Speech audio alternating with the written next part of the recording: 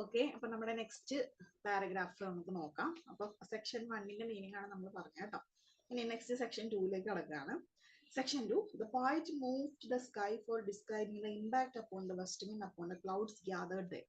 ഈ next point പറയുന്നത് എന്താണ്? അവിടെ ആ ഒരു സ്കൈയില് ക്ലൗഡ്സിലൊക്കെ വന്ന ഈ വെസ്റ്റ് വിൻഡ് മൂലം ഉണ്ടായ ചെറിയ ചെറിയ മാറ്റങ്ങൾ എന്തൊക്കെയാണെന്നാണ് പറയുന്നത് കേട്ടോ. The west wind is moving the clouds here and there. എന്താണ്? വെസ്റ്റ് വിൻഡ് വീശുന്ന അനുസരിച്ച് ക്ലൗഡ്സ് എങ്ങനെയാണ് അങ്ങോട്ടും ഇങ്ങോട്ടും ഒക്കെ മാറുന്നു അല്ലെ? അപ്പൊ കാറ്റൊക്കെ വീശുമ്പോൾ നമുക്കറിയാം അതിനനുസരിച്ചുള്ള മാറ്റങ്ങളൊക്കെ ആകാശത്തൊക്കെ ഉണ്ടാവുന്നുണ്ട്. The sky is compared with the minute whose hair is being shaken by the wind. അപ്പൊ എന്താണ്? ആകാശം എന്തിനോടാണ് കമ്പയർ ചെയ്തിരിക്കുന്നത്? ഒരു മെയിനറ്റ് അല്ലെ? മെയിനറ്റ് എന്ന് വെച്ചാൽ ഒരു ഗേൾ ആണ്, അതായത് ഒരു ഫോളോവർ ആണ്, അതായത് ഗോഡിന്റെ ഫോളോവറിനെയാണ് നമ്മൾ മെയിനറ്റ് വിളിക്കുക. അപ്പൊ ഈ മെയിനറ്റിന്റെ ഹെയർ അങ്ങോട്ടും ഇങ്ങോട്ടും കാറ്റത്ത് ആടി ഉലയുന്നത് പോലെയാണ് ഈ ഒരു സ്കൈ വെസ്റ്റ് വിൻഡ് വീശുമ്പോൾ മേഘങ്ങളൊക്കെ അങ്ങോട്ടും ഇങ്ങോട്ടും പോകുന്നതെന്നാണ് പോയറ്റ് പറയുന്നത്. Then the poet gives the image of death. ഇനി അടുത്തായിട്ട് പോയറ്റ് പറയുന്നത് ഒരു ഡെത്തിനെ പറ്റിയുള്ള ഒരു ഇമേജ് ആണ്. എന്താണ്? The old year will be buried, giving rise to the new spear.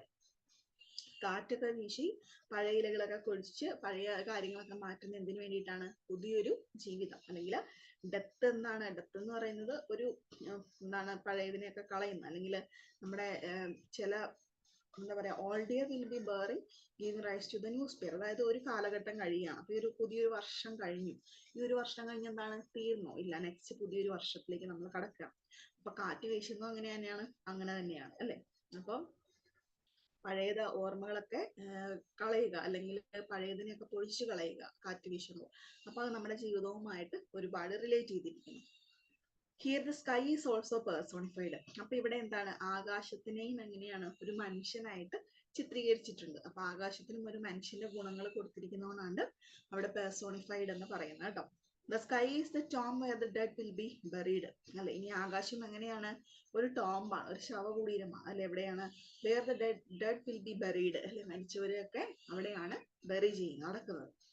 The three images that the poet has used are the sky filled with storm clouds, which the wind shake as it shake the trees on earth. The sky as a manet whose hair shake the wind. അപ്പൊ ഇവിടെ ഈ ഒരു west വിൻഡിനെ എന്തായിട്ട് പറയുന്ന 3 images ആണ് ഇവിടെ west വിൻഡിന് കൊടുത്തിട്ടുള്ളത്. ഒന്നാമതായിട്ട് എന്താണ്? Storm cloud which the wind shake അല്ലെ? ഒന്നാമതായിട്ട് ആകാശത്തുള്ള ക്ലൗഡിനെയൊക്കെ ഈ ഒരു വെസ്റ്റ് വിൻഡിന്റെ ശക്തി കൊണ്ട് അത് ഷേക്ക് ചെയ്യിക്കുന്നു. നെക്സ്റ്റ് എന്താണ്? Sky as a minaret. ഈ സ്കൈക്ക് രണ്ടാമതായിട്ട് കൊടുത്തിരിക്കുന്നത് ഒരു പേഴ്സന്റെ, ഒരു മെയിനറ്റ് എന്ന് പറഞ്ഞൊരു ഗേളിന്റെ, ഒരു വുമണിന്റെ ഒരു പിക്ചർ സ്കൈ എന്ന് പറയുന്നു. അവരുടെ മുടിയാണ് ഈ ഒരു കാറ്റ് വീശുമ്പോൾ അങ്ങോട്ടും ഇങ്ങോട്ടും മാറുന്നതെന്ന് പറയുന്നു. Whose hair shake in the wind. കാറ്റ് വീശുമ്പോൾ അവരുടെ മുടി ആടി ഉലയുന്നു. And third image is linked in death and the tomb അല്ലെ? ഇനി മൂന്നാമത്തെ ഇമേജ് എന്താണ്? ടോംബ് അല്ലെ? മരണവും ശവകുടീരവുമായിട്ട് റിലേറ്റ് ചെയ്തിരിക്കുന്നു. What is dying is the old year അല്ലെ? Symbolically the old forms. The sky now completely overcast and black is the life of vault of dark bow in which the year will be buried. The wind is both degree of the dying year and a prophet of generation. അപ്പൊ വിൻഡിനെ ഇവിടെ എന്തായിട്ടാണ് പറഞ്ഞിരിക്കുന്നത്? ഒരു dying year ആയിട്ടും അതുപോലെ തന്നെ A profit of regeneration ആയിട്ടും പറഞ്ഞിരിക്കുന്നു. ഇനി അതാണ് സെക്കൻഡ് സ്റ്റാൻസയുടെ മീനിങ്. നമുക്ക് തേർഡ് സ്റ്റാൻസ് നോക്കാം. The poet moves to show the Mediterranean Sea, which lies calm. The sea is dreaming about the absolute peaceful existence. അല്ലെ? ഇനി പോയിട്ട് അടുത്തതായിട്ട് നമ്മളെ കൊണ്ടുപോകുന്ന ഇതിലേക്കാണ്, മെഡിറ്ററേനിയൻ സീയിലേക്കാണ് കേട്ടോ. ആ സീ എങ്ങനെയാണ് ഇപ്പൊ കാണുന്നത്? സീ വിച്ച് ലൈസ് കാം, വളരെ കാമായിട്ട് ഒഴുകുന്ന ഒരു മെഡിറ്ററേനിയൻ കടൽ.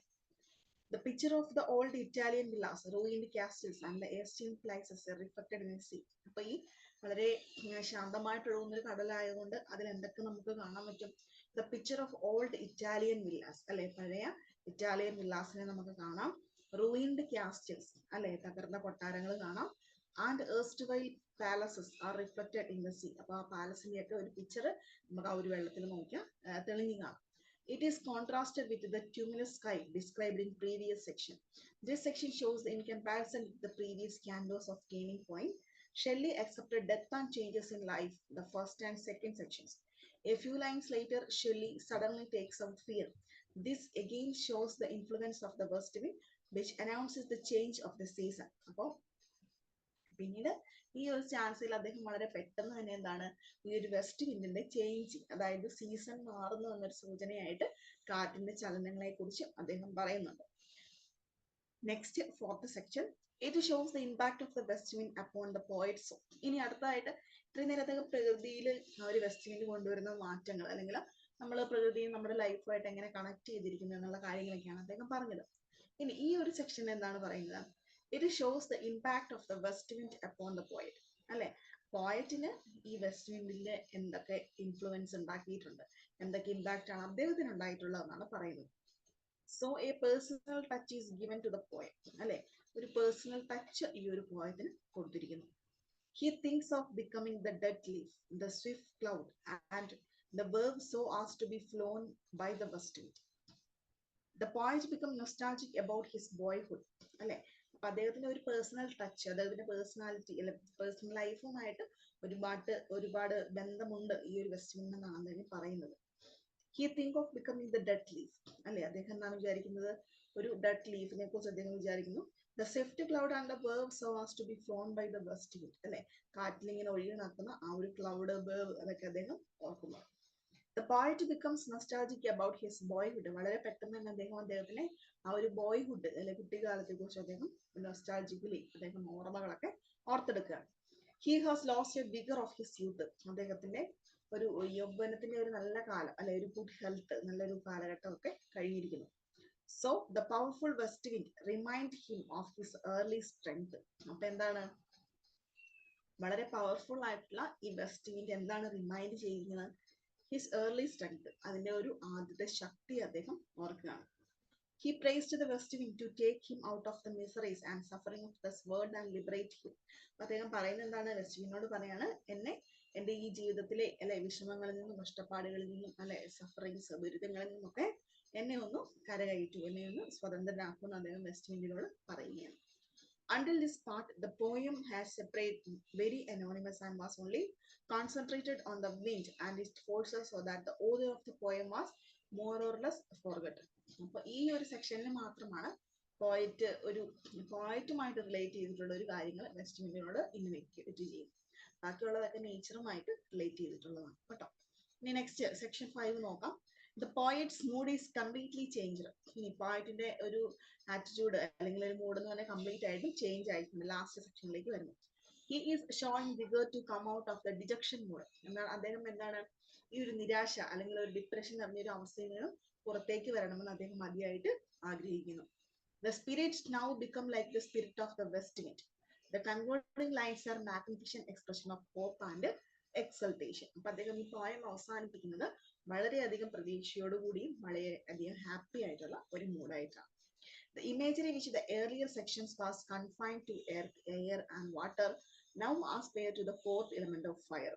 അപ്പോൾ ആദ്യം അദ്ദേഹം അതിനകത്ത് എയറിനെ കുറിച്ചും അതുപോലെ എർത്തിനെ കുറിച്ചും വാട്ടറിനെ കുറിച്ചും ഒക്കെ പറഞ്ഞിട്ടുണ്ടെങ്കിൽ ലാസ്റ്റ് എലമെന്റ് ആയിട്ടുള്ള ഫയർ അല്ലെ പഞ്ചഭൂതങ്ങൾ നമ്മൾ പറയുമ്പോൾ ഫയറിനെയും അദ്ദേഹം ഇവിടെ മെൻഷൻ ചെയ്തിട്ടുണ്ട്. Now the fire imagery is added to show the renewed vigor of the poet. അപ്പോൾ ഫയർ ഇമേജറി എന്തിനു വേണ്ടിയിട്ട് ആഡ് ചെയ്തിരിക്കുന്ന പോയിറ്റിന്റെ ആ ഒരു വിഗർ, അതായത് അദ്ദേഹത്തിന്റെ ഒരു ഹാപ്പി അല്ലെങ്കിൽ ഗുഡ് ഹെൽത്ത്, നല്ലൊരു കണ്ടീഷൻ സൂചിപ്പിക്കുന്നതിന് വേണ്ടി. He wants to wake to a new world of liberty and freedom. അദ്ദേഹം എവിടേക്ക് എത്താൻ ആഗ്രഹിക്കുന്നു, അദ്ദേഹത്തിന്റെ ജീവിതത്തിലെ ദുഃഖങ്ങളും മിസറീസും ഒക്കെ ഓവർകം ചെയ്ത് അല്ലെ വെസ്റ്റിനോട് പറയാണ് എന്നെ ഇതിൽ നിന്നൊക്കെ മോചിപ്പിക്കും. അപ്പൊ പുതിയൊരു ജീവിതം, ഒരു ഫ്രീഡം, ലിബർട്ടിയാണ് അദ്ദേഹം ആഗ്രഹിക്കുന്നത് എല്ലാ ദുരിതങ്ങളിൽ നിന്നും. The poem ends with profound hope. Poem അവസാനിക്കുന്നത് ഒരു പ്രതീക്ഷയോടുകൂടിയാണ്. Look at the off-quoted line. If winter come, can spring be far behind. അപ്പോൾ പ്രതീക്ഷ നൽകുന്ന ലൈൻ ഏതാണ്, വളരെ ഫേമസ് ആയിട്ട് നമ്മൾ ലിറ്ററേച്ചറിൽ പറയുന്ന ഒരു ലൈനാണ് അല്ലെ, ഓഫ് ദ വെസ്റ്റ് വിൻഡിലെയാണ്. എന്താണ്, ഇഫ് വിന്റർ കംസ്, വിന്റർ എന്താണ്, കാറ്റൊക്കെ പൊഴിക്കുന്ന ആ ഒരു അല്ല ആ ഒരു വിൻഡ് വരുന്നുണ്ടെങ്കിൽ എന്താണ് സൂചിപ്പിക്കുന്നത്, can spring B far behind. Spring ഉടനെ തന്നെ വരുന്നു, അതായത് സ്പ്രിംഗ് എന്ന് വെച്ചാൽ എന്താണ്, നല്ല സമയമാണ് അല്ലെ, ഇലകളൊക്കെ പൊഴിഞ്ഞ് പിന്നെ പുതിയ പൂക്കളൊക്കെ ഉണ്ടായി നല്ല വസന്തകാലം എന്ന് പറയും. അപ്പോൾ വിന്റർ ഉണ്ടാവും, അപ്പൊ നമുക്ക് പ്രതീക്ഷിക്കാം സ്പ്രിംഗ് ഉടനെ തന്നെ ഒരു ചീത്ത സമയം ഉണ്ടെങ്കിൽ നമുക്ക് പ്രതീക്ഷിക്കാം ഉടനെ തന്നെ നമുക്ക് നമ്മുടെ നല്ല സമയം വരുന്നുണ്ട് കേട്ടോ. The poem ends with a profound hope. Look at the off-quoted line. If winter comes, can spring be far behind. Okay, അപ്പൊ അത്രയാണ് നമ്മുടെ ode to the west wind എന്ന് പറയുന്ന പോയം. ഇനി നമുക്ക് നെക്സ്റ്റ് ആയിട്ട് നമ്മുടെ ഓഡ് ടു ദ സ്കൈലാർക്കിനെ നമുക്കൊന്ന് നോക്കാം.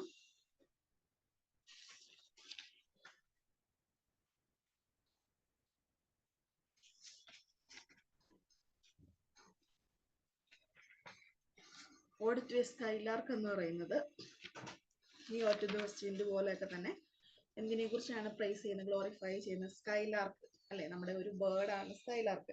അപ്പൊ സ്കൈലാർക്കിനെ ഗ്ലോറിഫൈ ചെയ്ത് അതിനോടുള്ള കുറച്ച് ഒരു ഇൻവൊക്കേഷൻ ഒക്കെ പോലെയാണ് ഈ ഒരു പോയം എഴുതിയിട്ടുള്ളത് കേട്ടോ. അപ്പൊ ഇതും ഒരു ഓഡ് തന്നെയാണ്. അതിന്റെ നിങ്ങൾ ഇവിടെ പോയം കൊടുത്തിരിക്കുന്നത് കണ്ടോ, പേജ് നമ്പർ 99 പോയം കൊടുത്തിട്ടുണ്ട്. അപ്പൊ അതിന്റെ ഒരു സ്ട്രക്ചർ നോക്കിയാൽ കാണാം കേട്ടോ, ഇറഗുലർ മീറ്ററിലാണ് എഴുതിയിട്ടുള്ളത്. അതും ഒരു ഓഡ് തന്നെയാണ്. അപ്പൊ നമുക്ക് അതിന്റെ ഒരു മീനിങ് സമ്മറി എന്താണെന്ന് നോക്കാം.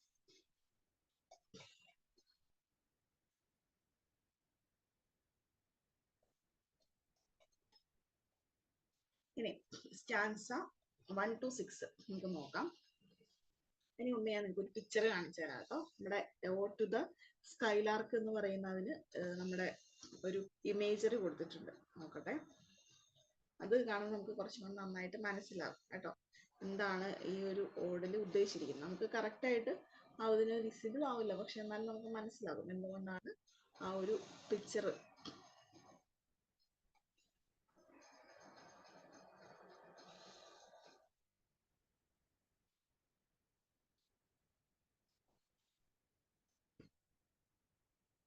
കണ്ടോ, ഓക്കെ, ജോൺ കീറ്റ്സിന്റെ ആണ് ഓഡ് ടു എ സ്കൈലാർക്ക് കേട്ടോ. അപ്പൊ ഇതാണ് അതിന്റെ പിക്ചർ എന്ന് പറയുന്നത്. നമുക്ക് നോക്കിയാൽ കാണാം ഒരു സ്കൈലാർക്ക്, ഒരു പക്ഷി ഇരിക്കുന്നുണ്ടോ, ഒരു പക്ഷി അവിടെ ഇരുന്ന് പാട്ടൊക്കെ പാടുന്നുണ്ട്. അപ്പൊ ആ ഒരു അതിന്റെ ഒരു സോങ്ങിനെ പറ്റി ഇങ്ങനെ ഗ്ലോറിഫൈ ചെയ്ത് വർണ്ണിച്ചുകൊണ്ടാണ് ഇത് എഴുതിയിരിക്കുന്നത് കേട്ടോ. 1819 ഉള്ളൊരു പിക്ചറാണ് കേട്ടോ. നോക്കി, ഇതാണ് നമ്മുടെ ഓഡ് ടു എ സ്കൈലാർക്ക് കേട്ടോ. ഈ ഒരു പിക്ചർ നിങ്ങൾ മനസ്സിലൊന്ന് വെച്ചിട്ട് വേണം ഈ ഒരു പോയം വായിച്ചു നോക്കാം. നമുക്ക് നോക്കാം. The poet presents the bird as an imagined and sharply felt phenomenon. ഇവിടെ പോയിട്ട് ഈ ഒരു നൈറ്റിംഗേൽ ആരാ പറഞ്ഞിരിക്കുന്നത്? നൈറ്റിംഗേൽ വളരെ സ്ട്രോങ് ആയിട്ട് അല്ലെങ്കിൽ വളരെ ശക്തിയുള്ള അല്ലെങ്കിൽ വളരെ സ്ട്രോങ് ആയിട്ടുള്ള ഒരു ഫിനോമിനൻ ആണ്, ഷാർപ്പ് ആയിട്ടുള്ള ഒരു ഫിനോമിനൻ ആണെന്ന് പറയുന്നു. He invokes the bird as a spirit of the joy. അപ്പൊ അദ്ദേഹം ഇത് പറയുന്നത് എന്താണ്? അദ്ദേഹത്തിന്റെ സന്തോഷത്തിന്റെ അല്ലെ, he invokes A bird as A spirit of Joy. സന്തോഷത്തിന്റെ ഒരു വാഹകനാണ് ഈ ഒരു ബേർഡ് എന്നാണ് അദ്ദേഹത്തിന്റെ അഭിപ്രായം അല്ലെ. അപ്പൊ സന്തോഷത്തിന്റെ വാഹകൻ എന്ന് വെച്ചാൽ എന്താണ്? സന്തോഷം കൊണ്ടുവരുന്നത്. അതായത് പക്ഷിയുടെ പാട്ട് കേൾക്കുമ്പോൾ നമുക്ക് എന്താണ് ഫീൽ ചെയ്യുന്നത്? നമുക്ക് ഒരുപാട് ഹാപ്പിനെസ് തോന്നുമെന്നാണ് അദ്ദേഹം പറയുന്നത്. This is not an ordinary bird as it pours down a flood of sweet melody from a great height of the sky. പിന്നെ അദ്ദേഹം പറയുന്നത് എന്താണ്? ഇതൊരു സാധാരണ ഓർഡിനറി പക്ഷിയല്ല അല്ലെ. പിന്നെ എങ്ങനെയാണ്? It pours down a flood of sweet melody. എന്താണ്? ഒരുപാട് പവർ ചെയ്യുക, അതായത് ഒരുപാട് സ്വീറ്റ് മെലഡി, നല്ല മധുരമുള്ള ഗാനങ്ങൾ ഇങ്ങനെ ഒരുപാട് ഹൈറ്റിൽ അല്ലെ. ആ മരത്തിൽ നോക്കിയാൽ കാണാം, അത് നല്ല ഹൈറ്റിലാണ് ആ പക്ഷി ഇരിക്കുന്നത് അല്ലെ. അപ്പൊ അത്രയും ഉയരത്തു നിന്നും നല്ല സ്വീറ്റ് ആയിട്ടുള്ള മെലഡി സോങ്സ് ഒരുപാട് നമുക്ക് തരുന്നത് ഈ ഒരു ബേർഡാണ്. The poet is thrilled by its heavenward flight as it's singing as it soar higher and higher. അല്ലെ, ഇപ്പൊ പോയിന്റ് എന്താണ്? ഇത് ഒരുപാട് ഉയരങ്ങളിലേക്ക് പറന്ന് പാട്ട് പാടുന്തോറും പോയിട്ട് ഇത് വളരെ കെയർഫുള്ളി കേൾക്കാനായിട്ട് ആഗ്രഹിക്കുന്നു. അദ്ദേഹത്തിന് ഭയങ്കര ത്രില്ലാണ്. The poet compared the bird with a cloud of the fire at a rise high. അല്ലെ, ഒരുപാട് ഉയരങ്ങളിലേക്ക് പറക്കുന്ന ഈ പക്ഷിനെ പോയിട്ട് ഒരു ഫയർ ആയിട്ട് കമ്പയർ ചെയ്തിരിക്കുന്നു. The bird starts its flight early morning when the sun is just below the horizon, turning the clouds above into purest gold. അല്ലെ, പക്ഷെ എങ്ങനെയാണ്? വളരെ രാവിലെ അല്ലെ, അതിരാവിലെ തന്നെ സൂര്യനെ കുതിക്കുന്നതിന് മുമ്പ് തന്നെയായിട്ട് അതിന്റെ ആ പാട്ട് അത് തുടങ്ങിക്കഴിഞ്ഞു. When the sun is just below the horizon, turning the clouds above into the purest gold. അല്ലെ, അങ്ങനെ പാടിത്തുടങ്ങുന്നു. സൂര്യനെ കുതിച്ച് ആ ഒരു ക്ലൗഡിനെയൊക്കെ നല്ല ഗോൾഡൻ കളർ ആക്കില് അല്ലെ, നല്ല ഗോൾഡ് കളർ ആക്കുമ്പോഴേക്കാണ് പക്ഷി അവിടെ പാടിക്കഴിഞ്ഞിരിക്കുന്നത്. It is like the light of the moon towards the dawn. Hiding behind the light of the day, the bird poured forth a blood of song. അല്ലെ, അതെങ്ങനെയാണ്? It is like the light of the moon അല്ലെ. അതുപോലെ രാത്രിയിൽ ആ ഒരു മൂണിന്റെ ഒരു വരവും എന്താണ്? ഈ പക്ഷി കുറിക്കുന്നത്. ടുവാർഡ്സ് ദ ഡോ അല്ലെ. Hiding the light of the day, the bird powers fourth A blood of A song. അപ്പോൾ വളരെ മധുരമായിട്ടുള്ള ഒരു പാട്ട് ഇങ്ങനെ പവർ ചെയ്തുകൊണ്ടിരിക്കുക അല്ലെങ്കിൽ ഇങ്ങനെ ചൊരിഞ്ഞുകൊണ്ടിരിക്കുക, വർഷിച്ചുകൊണ്ടിരിക്കുന്നതാണ് ഈ ഒരു നൈറ്റിംഗേൾ എന്ന് പറയുന്നത്. ഇനി സ്റ്റാൻസ. അപ്പൊ ഫസ്റ്റ് സ്റ്റാൻസിന് മൊത്തം ആ ഒരു ബേർഡിനെ പറ്റിയുള്ള വർണ്ണനകളാണ് കേട്ടോ. ഇനി സെക്കൻഡ് സ്റ്റാൻസ് നോക്കാം. The poet uses the medium of human perception to describe the joyous and emblematic quality of the skylark song. ഇനി അടുത്തതായിട്ട് ഒരു പോയിറ്റ് ഇതിനെന്താണ് ഒരു പ്രതീകാത്മകമായിട്ടുള്ള ഒരു പാട്ട് എന്നാണ് പറയുന്നത്. Like Plato, Shelley believes that the material world around us provide dull suggestion of a world of ideal form which lies beyond our senses perception. അപ്പോൾ പ്ലേറ്റോയും ഷെല്ലിയൊക്കെ ബിലീവ് ചെയ്യുന്നത് പോലെ നമ്മുടെ ചുറ്റിനുമുള്ള മെറ്റീരിയൽ വേൾഡ് എന്നാണ് നമുക്ക് കുറച്ച് ഡള്ളായിട്ടുള്ള സജഷൻസ് അല്ലെ ഡള്ളായിട്ടുള്ള മൂഡും ഇതൊക്കെയാണ് നമുക്ക് കൂടുതലായിട്ട് തരുന്നത്. The intimation of immortality conveyed by the song of the bird is staying conveyed to us by using the earthly phenomena which wishes to be translate to get the eternal quality of birds song. അപ്പോൾ ഈ ബേർഡിന്റെ song തന്നെയാണ് നമുക്ക് ഒരു invocation, നമുക്കൊരു immortal life തരുന്നു എന്നാണ് അദ്ദേഹത്തിന്റെ അഭിപ്രായം. അത്രയ്ക്ക് സ്വീറ്റ് ആയിട്ടുള്ള ഒരു മെലഡി സോങ് ആണ് ഈ ഒരു ബേർഡിന്റെ പാട്ട്. The brightness of the bird's song is superior to even the raindrops from cloud when there is a rainbow in the sky. ഇനി പക്ഷിയുടെ പാട്ടിനെ എന്തിനോട് ഓർമ്മിച്ചിരിക്കുന്നു? അത്രയ്ക്കും ബ്രൈറ്റ് ആണ്, അത്രയ്ക്ക് സ്വീറ്റ് ആണ്. എന്തിനേക്കാളും bird song is superior to even the raindrop from clouds അല്ലെ, മഴത്തുള്ളികൾ ആകാശത്ത് നിന്നും വീഴുന്നതിനേക്കാളും സുപ്പീരിയർ ആണ് ഈ ഒരു പക്ഷിയുടെ പാട്ട്. When there is a rainbow in the sky, ആകാശത്ത് മഴവില്ലുണ്ടെങ്കിലും മഴത്തുള്ളികൾ ആ ഒരു ക്ലൗഡിൽ നിന്ന് വീഴുന്നുണ്ടെങ്കിലും അതിനേക്കാളൊക്കെ ഭംഗിയും അതിനേക്കാളൊക്കെ ഉയരത്തിലുമുള്ള ആരുടെ പാട്ടാണ്? ഈ ഒരു നൈറ്റിംഗേലിന്റെ പാട്ടാണെന്നാണ് കീറ്റ്സ് പറയുന്നത്. വളരെ ഡിഫറെന്റ് ആയിട്ടുള്ള ഒരു കമ്പാരിസൺ ആണ് അല്ലെ. The bird is like a great poet who sings spontaneously of thoughts that move the world to sympathize with his hopes and fears. ഇനി ഈ പക്ഷി എങ്ങനെയാണ് പറഞ്ഞിരിക്കുന്നത്? The bird is like a great poet. ഈ പക്ഷി ഒരു ഗ്രേറ്റ് പോയറ്റിനെ പോലെയാണ് തോന്നുന്നത്. അതെങ്ങനെയാണ് ചെയ്യുന്നത്? Who sings spontaneously അല്ലെ, വളരെ കൃത്യമായിട്ട് പാടുന്ന ഒരു ഗായകനെ പോലെ. എന്തൊക്കെയാണ്? Spontaneously of thought that move the world to sympathize with his hope and fears അല്ലെ. നമ്മൾ ജീവിക്കുന്ന ഈ ലോകത്തില് നമ്മുടെ ആ ഒരു കാര്യങ്ങളെയൊക്കെ ഓർത്ത് സിമ്പതൈസ് ചെയ്ത് അല്ലെ, അതിന്റെ പേടിയും എല്ലാ തരത്തിലുള്ള ചിന്തകളും ആ ഒരു പോയിറ്റ് പാട്ടിലൂടെ അവതരിപ്പിക്കുന്നത് പോലെ അത്രയും മനോഹരമായിട്ടാണ് ഈ പക്ഷി പാടുന്നത്. ഇനി നെക്സ്റ്റ് സ്റ്റാൻസ് നോക്കാം. The poet wants to learn from the skylark. ഇനി അടുത്തതായിട്ട് പോയിറ്റ് ആഗ്രഹിക്കുന്നതാണ്, പോയിറ്റ് ഈ സ്കൈലാർക്കിന്റെ അടുത്ത് നിന്നും ഇത്ര മനോഹരമായിട്ടുള്ള ഒരു സോങ് അല്ല അതിന്റെ ആ ഒരു ചിന്തകൾ അല്ല അതിന്റെ ഒരു രീതിയൊക്കെ പഠിക്കാനായിട്ട് ആഗ്രഹിക്കുന്നു. The source of his eternal joyness. അപ്പോൾ പോയിറ്റ് പറയുന്നത് എന്താണ്? ഈ പക്ഷി എങ്ങനെയാണ് ഇത്രയും കണ്ടിന്യൂസ് ആയിട്ട് ഇത്ര നേരം ഇങ്ങനെ പാടിക്കൊണ്ടിരിക്കുന്നത്? വെറുതെയാണ് പാടുന്നതല്ല, വളരെ ഹാപ്പി ആയിട്ടാണ് പാടുന്നത്. The wedding song or chant of victory are expression of unalloyed joy and delight, but Shelley says they are hollow and meaningless as compared to the song of a skylark. ഇനി അടുത്തായിട്ട് പറയുന്നത് എന്താണ്? ഒരു wedding song അല്ലെ, അല്ലെങ്കിൽ wedding മന്ത്രങ്ങൾ അല്ലെ. Wedding എന്ന് പറഞ്ഞാൽ എന്താണ്? വളരെ ഹാപ്പി ആയിട്ടുള്ള ഒരു സിറ്റുവേഷൻ ആണ് അല്ലെ, മൊമെന്റ് ആണ്. അപ്പോൾ ആ സമയത്ത് നമ്മൾ പറയുന്നതൊക്കെ വളരെ ബ്ലെസ്സിങ് ആയിട്ടുള്ള അല്ലെങ്കിൽ വളരെ അനുഗ്രഹീതമായിട്ടുള്ള വാക്കുകളും മന്ത്രങ്ങളും ഒക്കെ ആയിരിക്കും. അപ്പോൾ പോയിട്ട് പറയുന്നത് എന്താണ്? The wedding song or chant of victory are expressions and unalloyed joy and delight അല്ലെ, നമുക്ക് വളരെ പ്രതീക്ഷ നൽകുന്ന കാര്യങ്ങളാണ്. ബട്ട് ഷെല്ലി സേസ്, പക്ഷെ ഷെല്ലി പറയുന്നത് എന്താണ്? They are hollow and meaningless. Shelley പറയുന്നത് അതൊക്കെ വെറുതെ ഒരു അല്ലെ കളിപ്പീരിന് അല്ലെങ്കിൽ വെറുതെ ഒരു ഇതിന് പറയുന്നതാണ്, നമുക്കത് എന്താണ് വിശ്വസിക്കാൻ പറ്റില്ല. എന്തിനോട് കമ്പയർ ചെയ്യുമ്പോൾ ഈ പോയറ്റിന്റെ സോങ്ങിനോട് കമ്പയർ ചെയ്യുന്നു. കാരണം പോയറ്റിന്റെ സോങ് എന്താണ്? അത്രയ്ക്കും മനോഹരമാണ്, അത് അത്രയ്ക്കും പ്യുവർ ആണ്, അത് മീനിങ് ഫുൾ ആണ്, അത്രയ്ക്കും പ്രഷ്യസ് ആണ്. The poet makes a guess on the source of birds' delight. അപ്പൊ പോയിറ്റ് ഇനി എന്താണ് ആലോചിക്കുന്നത്? ഈ ബേർഡിന്റെ ഹാപ്പിനെസ്സിന്റെ സോഴ്സ് എന്താണ് അല്ലെ. ഇത് ഇത്ര രാവിലെ തന്നെ എഴുന്നേൽക്കുന്നു, അത് രാവിലെ എഴുന്നേറ്റ് കണ്ടിന്യൂസ് ആയിട്ട് പാട്ട് പാടും. അപ്പൊ എന്താണ് ഇതിന്റെ ഈ ഒരു ഹാപ്പിനെസ്സിന്റെ സോഴ്സ് എന്ന് പറയുന്നത്? അതറിയാനായിട്ട് അദ്ദേഹത്തിന് വളരെയധികം ആഗ്രഹമുണ്ട്. അപ്പൊ അതാണ് അദ്ദേഹം അന്വേഷിക്കുന്നത്. He thinks it is the love of a certain beautiful object of nature, such as the field, waves or mountains, or the love for it so above all the ignorance of pain. അപ്പൊ അദ്ദേഹം പറയുന്നത് എന്താണ്? The poet make a guess on the source of birds' delight. അദ്ദേഹം അതിന്റെ ഒരു source അല്ലെങ്കിൽ ആ പക്ഷിയുടെ ഒരു ഹാപ്പിനെസിന്റെ സോഴ്സ് അദ്ദേഹം ഒന്ന് ഗസ് ചെയ്യുകയാണ്. he thinks it is the love of a certain beautiful object of nature. അദ്ദേഹം പറയുന്നത് പ്രകൃതിയിലെ ഏതെങ്കിലും ഒരു വസ്തുവിനോടുള്ള ഈ ഒരു നൈറ്റിംഗേലിന്റെ സ്നേഹം കൊണ്ടാവാം അതിന് ഇത്ര ഹാപ്പിനെസ് തോന്നുന്നത്. എന്തൊക്കെയാവാം? such as field waves or mountains or the love for its own. ഒന്നെങ്കിൽ പുഴ, അല്ലെങ്കിൽ മലനിരകൾ, അല്ലെങ്കിൽ എന്താണ് നമ്മുടെ തിരമാലകൾ, അല്ലെങ്കിൽ അതിനോട് തന്നെയാണ് സ്നേഹം. എന്തെങ്കിലും ഒരു കാര്യത്തിനോട് അതിന് ഇത്രയധികം സ്നേഹമുള്ളത് കൊണ്ടാണ് അത് ഇത്ര ഭംഗിയായിട്ട് പാട്ട് പാടുന്നത്. അല്ലെങ്കിൽ എന്താണ്? Or above all the ignorance of pain, അല്ലെങ്കിൽ എല്ലാത്തിനോടുമുള്ള, എല്ലാ വേദനകളോടുമുള്ള ഒരു അവഗണന. അല്ലെ, നമുക്ക് ഒരുപാട് വേദനകളും പ്രശ്നങ്ങളും ഒക്കെ ഉണ്ട്, പക്ഷെ നമ്മളത് അവഗണിച്ച് മുന്നോട്ട് പോവുകയാണ്. നമുക്ക് ഹാപ്പി ആയിട്ട് ഇരിക്കാൻ പറ്റും. അപ്പൊ ഈ പക്ഷിക്ക് എന്താണ്? എന്തിനോടും അതിന് അമിതമായിട്ട് സ്നേഹമുണ്ട്. അപ്പൊ അതിന്റെ വേദനകളൊക്കെ അവഗണിച്ചുകൊണ്ടാണ് അത് പോകുന്നത്.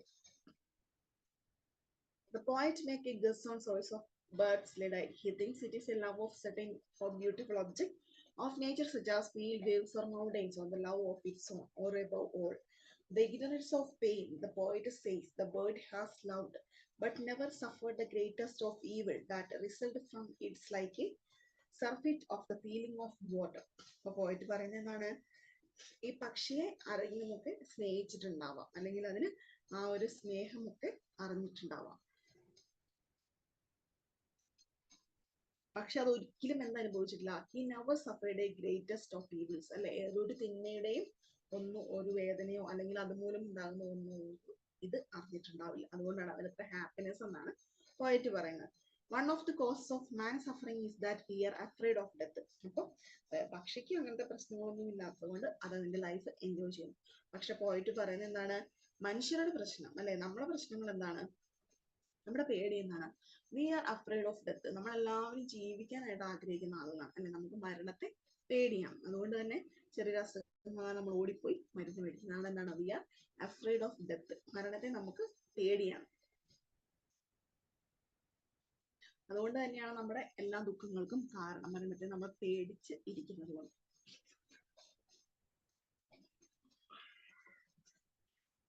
നെക്സ്റ്റ് നോക്കാം. The poet believes that the bird must have realized the true nature of death, that it is not something terrible nor the end of life, but something delightful and the beginning of life, immortal. പോയിറ്റ് പറയുന്നത് നമ്മുടെ പക്ഷിക്ക്, നമ്മുടെ സ്കൈലാർക്കിന് എന്തറിയാം? അതിന് ഡെത്തിനെ ഒന്നും പേടിയില്ല. അപ്പൊ ബേർഡ് എന്താ ബിലീവ് ചെയ്യുന്നത്? The true nature of death. ഡെത്തിന്റെ യഥാർത്ഥ സ്വഭാവം ഈ പക്ഷി തിരിച്ചറിഞ്ഞിട്ടുണ്ട്, സ്കൈലാർക്ക് തിരിച്ചറിഞ്ഞിട്ടുണ്ട്. That it is not something terrible nor the end of life. അതെന്താണ്? ഒരിക്കലും ജീവിതത്തിന്റെ അവസാനമല്ല എന്ന് ബേർഡിന് അറിയാം. But something delightful and the beginning of life immortal. അതെന്താണ്? ഒരു ജീവിതത്തിന്റെ ഒരു സന്തോഷകരമായ ഒരു എൻഡിങ് ആണ്. അതുപോലെ തന്നെ എന്താണ്? ജീവിതം അവിടെ തീരുന്നു, പക്ഷെ എന്തിനാണ്? നമുക്ക് ഇമ്മോർട്ടൽ ആയിട്ട് നമ്മൾ എന്നും ജീവിക്കുന്നു, ഇമ്മോർട്ടൽ ആയിട്ട് ജീവിക്കുന്ന ഒരവസ്ഥയും ഉണ്ടാകുന്നു. On the other hand, we are torn by regrets for the past and fear for the future. അപ്പൊ നമുക്ക് എന്താണ്? നമുക്ക് ഫ്യൂച്ചറിനെ പറ്റിയുള്ള ഒരു പേടി, ഡെത്തിനെയൊക്കെ നമുക്ക് പേടിയായതുകൊണ്ടാണ് നമ്മുടെ സഫറിങ്സ് ഒക്കെ നമുക്ക് മനുഷ്യന്മാർക്കുള്ളതെന്നാണ് പോയിറ്റിന്റെ അഭിപ്രായം.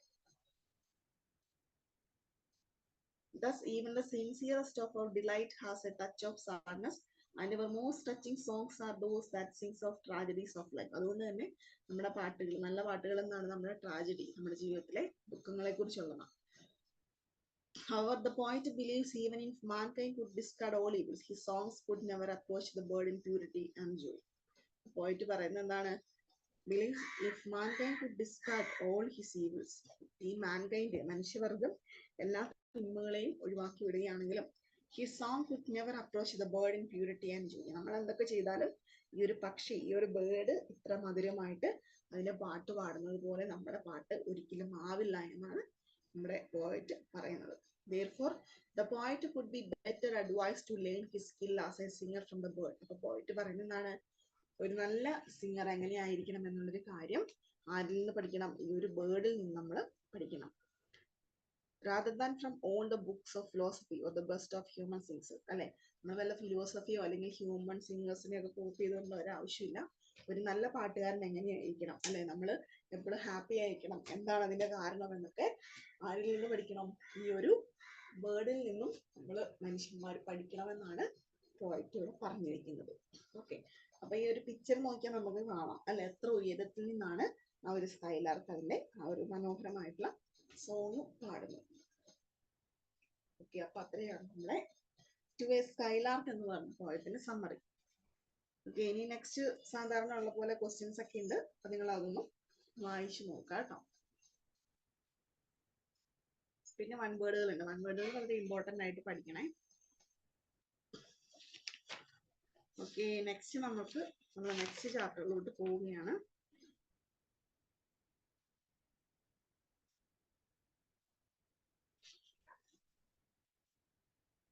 ഇവിടെ ക്വസ്റ്റ്യൻസ് നോക്കിയാൽ കാണാം. Explain the last canto of the poem Ode to the West Wind. What is supposed to give example of? ഇപ്പോൾ പോയത്തിന്റെ ലൈൻസ് തന്നിട്ടുള്ള ക്വസ്റ്റ്യൻസ് ഒക്കെ ചോദിച്ചിട്ടുണ്ട് കേട്ടോ. അപ്പൊ നിങ്ങൾ ആ സമ്മറി വായിച്ചു നോക്കിയാൽ നിങ്ങൾക്ക് കിട്ടും കേട്ടോ. ഇനി നെക്സ്റ്റ് നമ്മൾ നോക്കാൻ പോകുന്നത് ഓഡ് ടു ഓട്ടം നമുക്ക് നോക്കണം. ഓഡ് ഓൺ എ ഗ്രേഷ്യനെ കേട്ടോ, രണ്ട് പോയം കൂടെ നമുക്ക് നോക്കാം. അപ്പോൾ ആദ്യം പഠിച്ചത് ആരുടെ ആയിരുന്നു? രണ്ട് ഓടുകൾ നമ്മൾ പഠിച്ചു തരായിരുന്നു. ഓഡ് ടു വെസ്റ്റ് വിൻഡ്, അതുപോലെ തന്നെ ഓഡ് ടു എ സ്കൈലാർക്ക്. ആരുടെ ആയിരുന്നു അത് രണ്ടും? നമ്മുടെ ഷെല്ലിയുടെ അല്ലെ, പേഴ്സി ബൈഷെ ഷെല്ലി അല്ലെ, ഷെല്ലിയുടെ ആണ് ode to the west wind, ode to a skylark കേട്ടോ. പ്രകൃതിയുമായിട്ട് റൊമാൻറ്റിക് പോയിറ്റ്സ് അല്ലേ, അപ്പോൾ പ്രകൃതിയിലെ രണ്ട് വസ്തുക്കളെ ഗ്ലോറിഫൈ ചെയ്തിരിക്കും. നെക്സ്റ്റ് നമ്മൾ പഠിക്കാൻ പോകുന്ന കീറ്റ്സിന്റെ ഓഡ് ഓൺ എ ഗ്രേഷ്യനും ഓഡ് ടു എ നൈറ്റിംഗേൽ. ഗ്രേഷ്യനാന്ന് പറഞ്ഞിട്ടുണ്ട്, പക്ഷെ ഇവിടെ ഗ്രേഷ്യനാന്റെ ഒന്നും കാണാനില്ല. ഇവിടെ കൊടുത്തിരിക്കുന്നത് ഇൻട്രൊഡക്ഷൻ കൊടുത്തിട്ടുണ്ട്, ജോൺ കീറ്റ്സിനെ പറ്റി കൊടുത്തിട്ടുണ്ട്. Next note on Keats ode, കീറ്റിന്റെ ഓടുകളെ കുറിച്ച് ഒരു ഇൻട്രൊഡക്ഷൻ കൊടുത്തിട്ടുണ്ട്. നെക്സ്റ്റ് കൊടുത്തിരിക്കുന്ന ഓഡ് ടു എ നൈറ്റിംഗേൽ ആണ് കേട്ടോ. പിന്നെ അത് കഴിഞ്ഞിട്ട് ഓഡ് ടു ഓട്ടവും ആണ് കൊടുത്തിരിക്കുന്നത്. അപ്പൊ മാറിപ്പോയതായിരിക്കും കേട്ടോ. അപ്പൊ ഓഡ് ഓൺ എ ഗ്രേഷ്യൻ എന്ന് പറഞ്ഞു ഓഡ് ടു ഓട്ടം എന്നാക്കുക കേട്ടോ. ഓഡ് ടു ഓട്ടം, ഗ്രേഷ്യനല്ല ഓഡ് ടു ഓട്ടം ആണ് കൊടുത്തിരിക്കുന്നത് കേട്ടോ. നമുക്ക് നോക്കാം. John Keats is a major English romantic poet. His poetry is famous for its sensuous quality, apt imagery and verbal coinage. അപ്പൊ അതിനെപ്പറ്റിയുള്ള ഇൻട്രൊഡക്ഷൻ നെറ്റിന്ന് വളരെ സിമ്പിൾ ആയിട്ടുള്ളതുണ്ട്. അപ്പൊ ഞാനതൊന്ന് ഷെയർ ചെയ്യാൻ കേട്ടോ. ഈ ബുക്കിൽ കൊടുത്തിരിക്കുന്നതിനേക്കാളും കുറച്ചും കൂടി നമുക്ക് മനസ്സിലാകുന്ന എനിക്ക് തോന്നുന്നു. നെറ്റിൽ നല്ല നല്ല നോട്ടുകളുണ്ട് കേട്ടോ. നിങ്ങൾക്ക് സമയം കിട്ടാൻ നിങ്ങൾ അതൊന്നും എടുത്ത് വായിച്ചാൽ നിങ്ങൾക്ക് വളരെ പെട്ടെന്ന് ഇത് കംപ്ലീറ്റ് ആക്കാനായിട്ട് പറ്റും. പിന്നെ ക്വസ്റ്റ്യൻ ഏതാണെന്ന് അറിഞ്ഞിട്ടുണ്ടെങ്കിൽ വായിച്ചാൽ മതിയല്ലോ കേട്ടോ. ഇതാണ്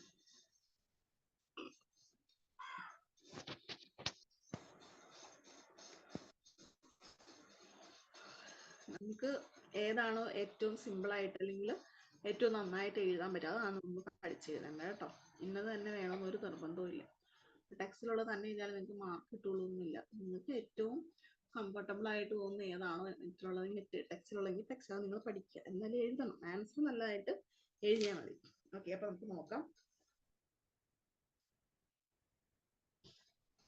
Keir is a major English romantic poet. അപ്പൊ റൊമാൻറ്റിക് കാലഘട്ടത്തിലെ വളരെ ഇമ്പോർട്ടൻ്റ് ആയിട്ടുള്ള ഒരു പോയിറ്റ് ആണ് John Keats. His poetry is famous for its sensuous quality, apt imagery and verbal coinage. അപ്പൊ അദ്ദേഹത്തിന്റെ പോയട്രി എന്താണ്?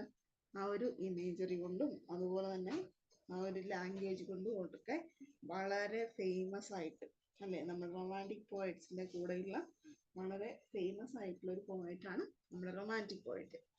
Odd on a Grecian is one of the 5 great odd Keats composed in the summer and autumn 1890. അപ്പോൾ ഈ odd on a Grecian എന്ന് പറയുന്നതും അദ്ദേഹത്തിന്റെ ഓടുകളിൽ വളരെ പ്രധാനപ്പെട്ടതാണ്. പക്ഷെ നമുക്ക് ഇവിടെ പഠിക്കാനായിട്ട് തന്നിട്ടുള്ളത് ഓഡ് ഓൺ എ ഗ്രേഷ്യനെ പറ്റി മെൻഷൻ ചെയ്യുന്നുള്ളൂ, അതിന്റെ ലിറിക്സ് ഒന്നും തന്നിട്ടില്ല കേട്ടോ, സ്റ്റാൻസ ഒന്നും തന്നിട്ടില്ല. പക്ഷെ ഓഡ് ഓൺ എ ഗ്രേഷ്യൻ വളരെ ഇമ്പോർട്ടൻ്റ് ആണ്. അതുപോലെ തന്നെ ode to autumn plus ode to A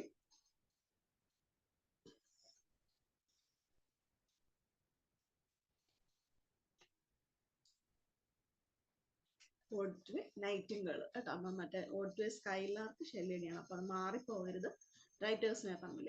ഇനി നമുക്ക് നോക്കാം. Ode on a Grecian is one of the 5 great ode Keats composed in the summer and autumn 1890. Urns were used in ancient Greece to hold the ashes of the dead. Urns എന്ന് വെച്ചാൽ എന്താണ്? Ancient ഗ്രീസിൽ dead ആയിട്ടുള്ള ആളുകളുടെ ഒക്കെ Ashes, ചാരം സൂക്ഷിക്കാൻ വേണ്ടി ഉപയോഗിച്ചിരുന്ന ഒരു ഇതാണ് ഏൺ എന്ന് പറയുന്നത്. Keats does not describe a specific urn in his ode. Keats എന്താ ചെയ്തിരിക്കുന്നത്? അദ്ദേഹത്തിന്റെ ഓഡില് ഒരു സ്പെസിഫിക് ആയിട്ടുള്ള ഏണിനെ കുറിച്ച് പറഞ്ഞിട്ടില്ല. But he knew Greek art from engravings and experienced his first hand on visits to the British Museum. പക്ഷേ അദ്ദേഹത്തിന് ഈ ഒരു ഏൺ എന്താണെന്നും അത് എന്തിനു വേണ്ടിയിട്ടാണ് ഉപയോഗിക്കുന്നതെന്നും അദ്ദേഹത്തിന് അറിയാമായിരുന്നു. From the visitings of British Museum. British Museum visit ചെയ്തിരുന്നിട്ട് അദ്ദേഹത്തിന് ആ കാര്യം അറിയാമായിരുന്നു. Ode to a Nightingale is a personal poem which describes Keats' journey into the state of negative capability. അപ്പോൾ Ode to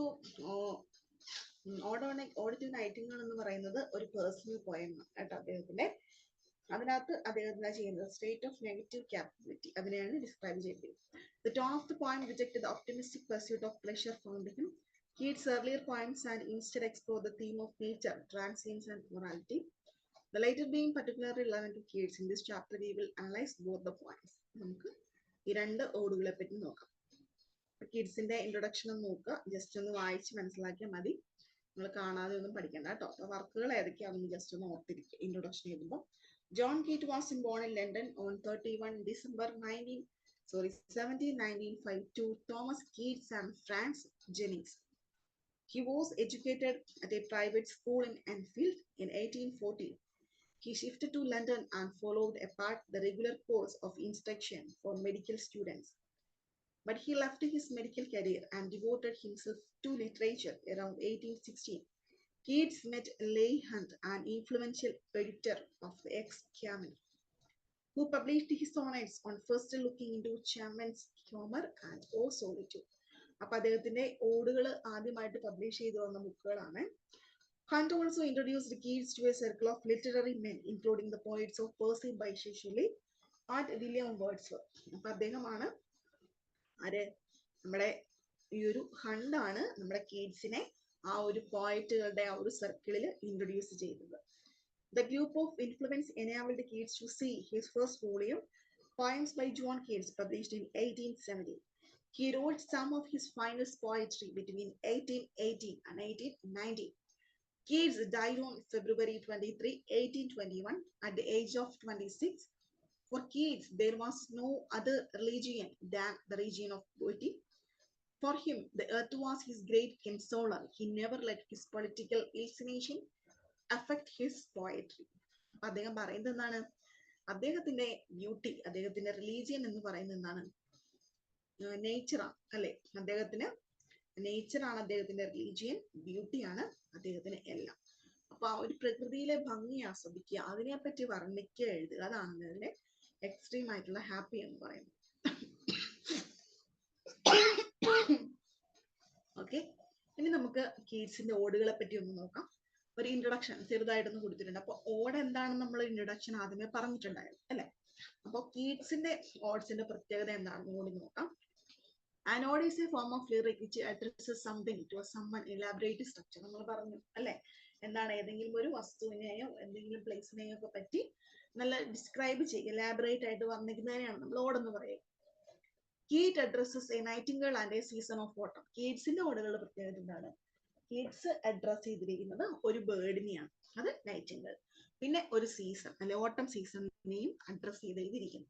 അപ്പൊ എന്തൊക്കെയായിരിക്കും അതിനെ വർണ്ണിക്കുക അല്ലെ? ഇപ്പൊ നമ്മൾ സ്കൈലാർക്കിനെ കണ്ടു, അതിന്റെ ആ ഒരു പാട്ടൊക്കെ വർണ്ണിച്ചുകൊണ്ടാണ് ഷെല്ലി എഴുതിയിരിക്കുന്നത്. അപ്പൊ ഇവിടെ ഓഡ് ടു എ നൈറ്റിംഗേൾ, നൈറ്റിംഗേളിനുള്ള ഒരു ആഹ്വാനമാണ്. അതുപോലെ തന്നെ സീസൺ, ഓട്ടം സീസണിനെ പറ്റിയും ഗ്ലോറിഫൈ ചെയ്ത് എഴുതിയിരിക്കുന്നു. അപ്പൊ നമുക്ക് നോക്കാം എന്തൊക്കെയാണ് പറഞ്ഞിരിക്കുന്നത്. Ode to a Nightingale.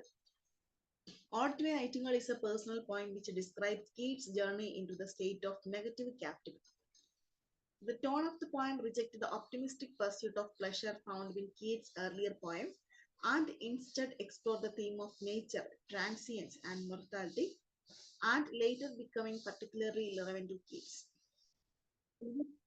നമ്മുടെ കീറ്റ്സിന്റെ ഒരു പേഴ്സണൽ പോയമാണ്.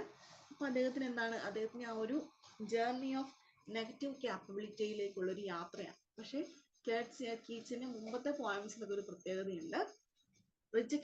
അദ്ദേഹത്തിന് ഒരു ഒപ്റ്റിമിസ്റ്റിക് ആയിട്ടുള്ള വ്യൂസ് അദ്ദേഹത്തിന് മുമ്പുള്ള പോയങ്ങളിൽ ഉണ്ടായിരുന്നു. പക്ഷെ ഇതിന്റെ ടോൺ എന്ന് പറയുന്നത് ഹി റിജക്റ്റഡ് ഓപ്റ്റിമിസ്റ്റിക്, അദ്ദേഹം ആ ഒരു പ്രതീക്ഷനെയൊക്കെ റിജക്ട് ചെയ്തുകൊണ്ടാണ് അദ്ദേഹം ഈ ഒരു പോയം എഴുതിയിട്ടുള്ളത്. The Nightingale described experience as a type of death but does not actually death. നൈറ്റിംഗേളിനെ എന്തായിട്ട് ഡിസ്ക്രൈബ് ചെയ്തിരിക്കുന്നു? A type of death but does not actually die. ഒരു ഡെത്ത് ആയിട്ട്, മരണമായിട്ട് സങ്കല്പിച്ചിരിക്കുന്നു, പക്ഷെ ആക്ച്വലി അത് മരിക്കുന്നില്ല. Instead the song bird is capable of living through it song. പക്ഷെ ഈ സോങ് ബേർഡിന് എന്ത് ശക്തിയുണ്ട്, അതിന്റെ പാട്ടിലൂടെ ജീവിക്കാനുള്ളത് അതിന് പറ്റും. It is A fate that humans cannot expect. പക്ഷെ ഹ്യൂമൻസ് അത് ഒരിക്കലും പ്രതീക്ഷിക്കുന്നില്ല. The poem ends with an acceptance that pleasure cannot last and that death is an inevitable part of life. പക്ഷെ ഡെത്ത് എന്താണ്, നമ്മുടെ മരണം എന്ന് പറയുന്നത് നമ്മുടെ ജീവിതത്തിൽ നിന്ന് ഒഴിവാക്കാനാവാത്ത ഒന്നാണെന്ന് അദ്ദേഹം പറയുന്നു.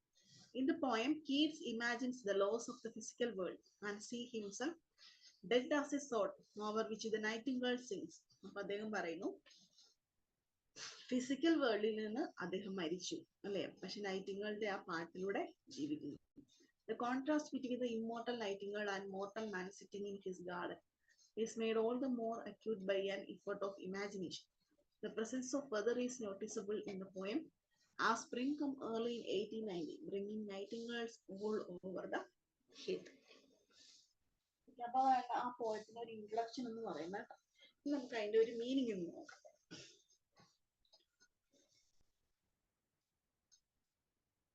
Ode to a Nightingale is a rich and a slow moving verse. It expresses emotions proper to romantic poetry.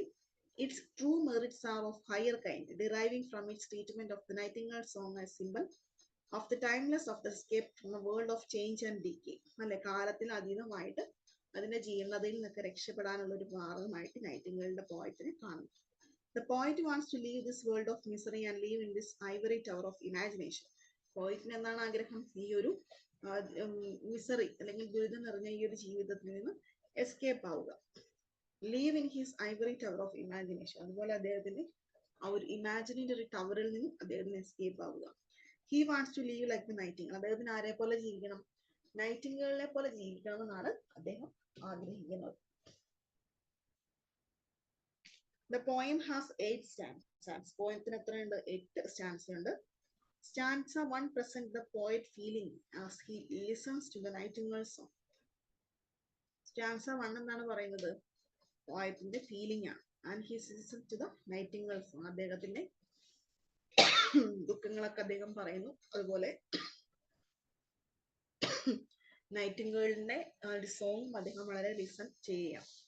Stanza 2 and 3 have the poet's wishes to be world of the nightingale so that he can forget the wearies and fretful stare of her existence. ഇനി 2-3 സ്റ്റാൻസയിൽ പറയുന്ന അദ്ദേഹത്തിന് നൈറ്റിംഗേളുടെ ആ ലോകത്തേക്ക് ചെല്ലണം, അവിടുത്തെ ഈ ലോകത്തെ കഷ്ടപ്പാടുകളൊക്കെ മാറ്റി നൈറ്റിംഗേൾ സന്തോഷിക്കുന്നത് പോലെ വളരെ ഹാപ്പി ആയിട്ട് ഇരിക്കണമെന്നാണ് അദ്ദേഹം ആഗ്രഹിക്കുന്നത്.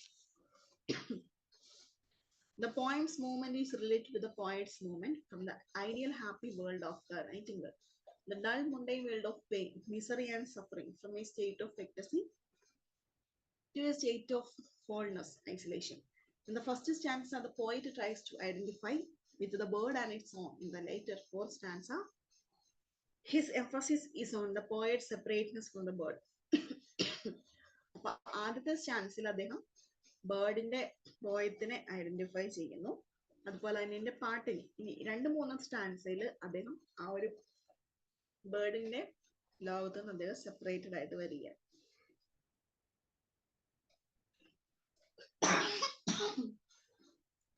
ഓക്കെ, അപ്പൊ അത്രയാണ് അതിന്റെ ഒരു മീനിങ് കേട്ടോ.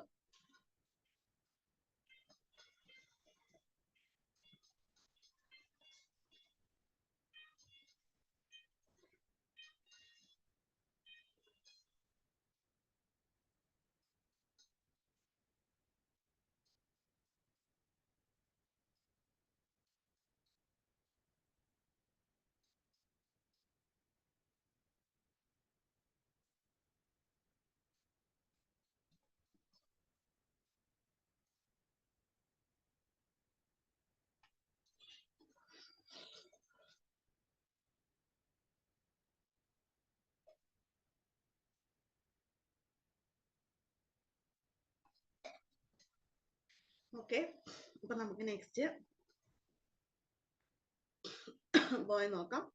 ഓഡ് ടു ഓട്ടം അല്ലെ, ഇതെന്താണ്, ഓട്ടം സീസണിനെ ഒന്ന് ഇൻവോക്കേറ്റ് ചെയ്തുകൊണ്ടുള്ളതാണ് കേട്ടോ. Keats wrote Ode to Autumn during September of 1890.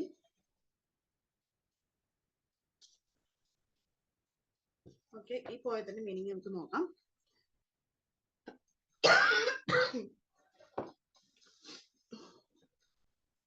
He was perhaps inspired the beautiful season, but the poem is not only rich in pictorial and sensuous detail, it has also a depth of meaning. അപ്പം ഈ beautiful ആയിട്ടുള്ള സീസണെ പറ്റി മാത്രമല്ല, ഇതിന് ആഴത്തിലുള്ള ഒരു meaning കൂടെ ഈ ഒരു പോയത്തിന് ഉണ്ട്.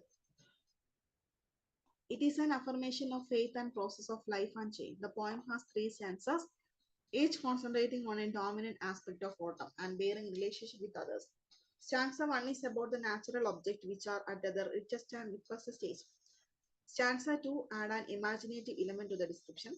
Stanza 3 present a paradox of the season, both lingering and passing. The poem begins with presentation of predestined circumstances, then move into an imaginary realm and end with a return to the realistic.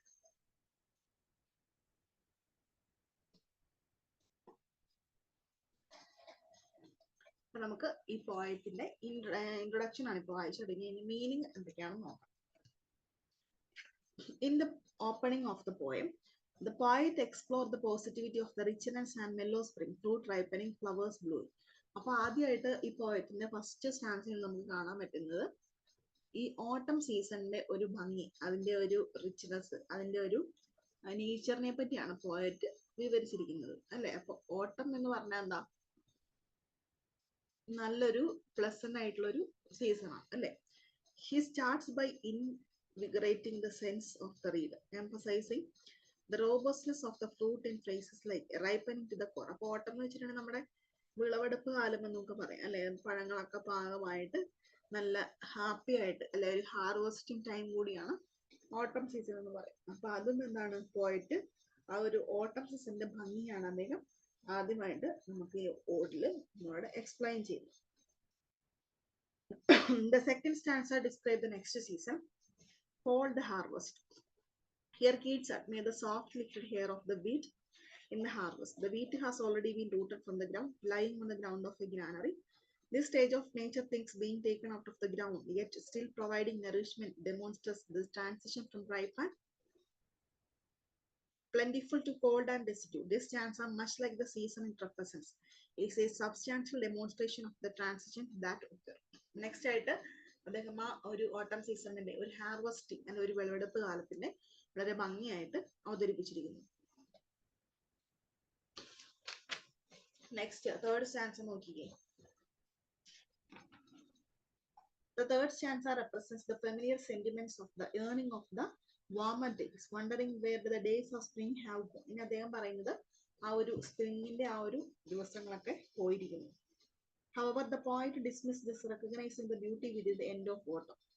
Unusual characteristics are attributed to a colder weather, such as stubble plains as a rosy blue, in order to provide a warmer side to autumn, while still communicating that is fading.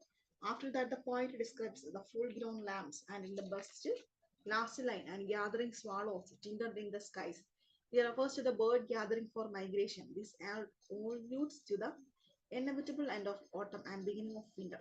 അപ്പോൾ winter സീസണിൽ പക്ഷികൾ migrate ചെയ്ത് വരിക, harvest ചെയ്യുക, അതുപോലെ full grown lamp, അങ്ങനെ ആ ഒരു ഓട്ടം സീസണിൽ എല്ലാം നല്ലതായിട്ടാണ് നിൽക്കുന്നത് അല്ലെ.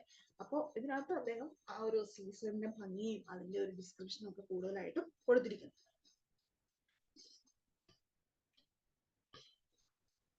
The imagery used in the ode to autumn has 2 characteristics.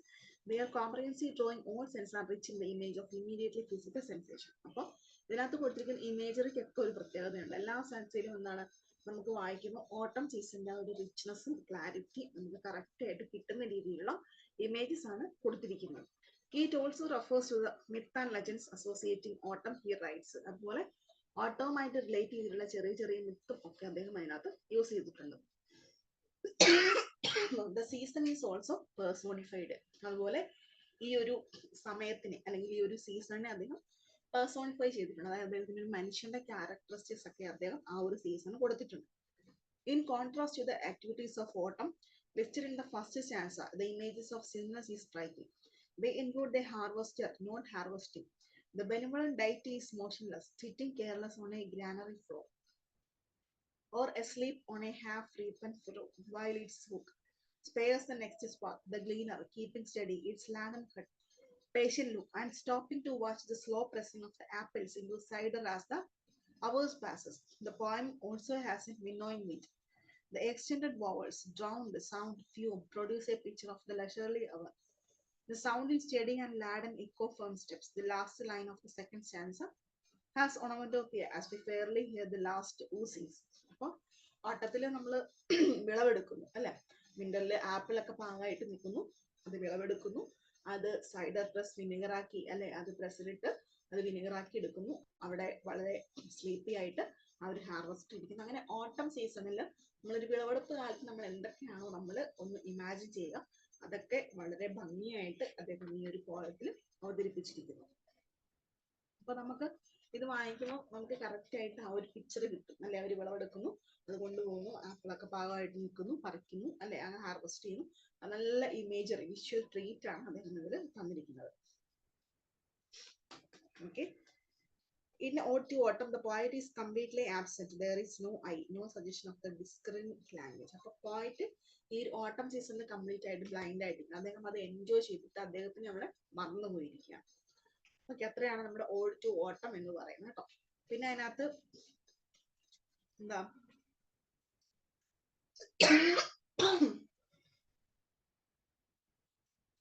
Pictorial അല്ലെങ്കിൽ ഇമേജറീസ് ആണ് അതിനകത്ത് കൂടുതലായിട്ടുള്ളത് കേട്ടോ. ഇപ്പൊ 12 സ്റ്റാൻസ അല്ലെ, 12 സ്റ്റാൻസിലാണ് ഇതിനകത്തുള്ളത്.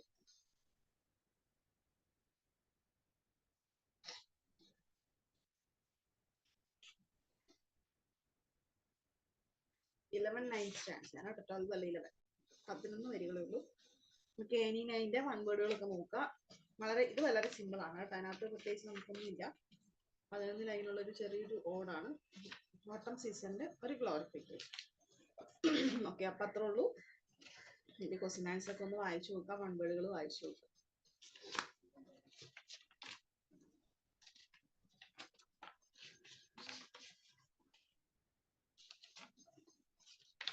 ഓക്കെ, അത്രേ ഉള്ളൂ.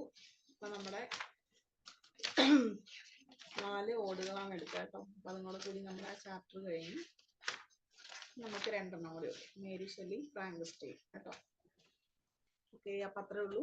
അപ്പൊ ഓടുകൾ വളരെ ഇമ്പോർട്ടൻ്റ് ആണ് ലിറ്ററേച്ചറിൽ. അപ്പോൾ ഓഡ് ടു സ്കൈലാർക്ക് ആൻഡ്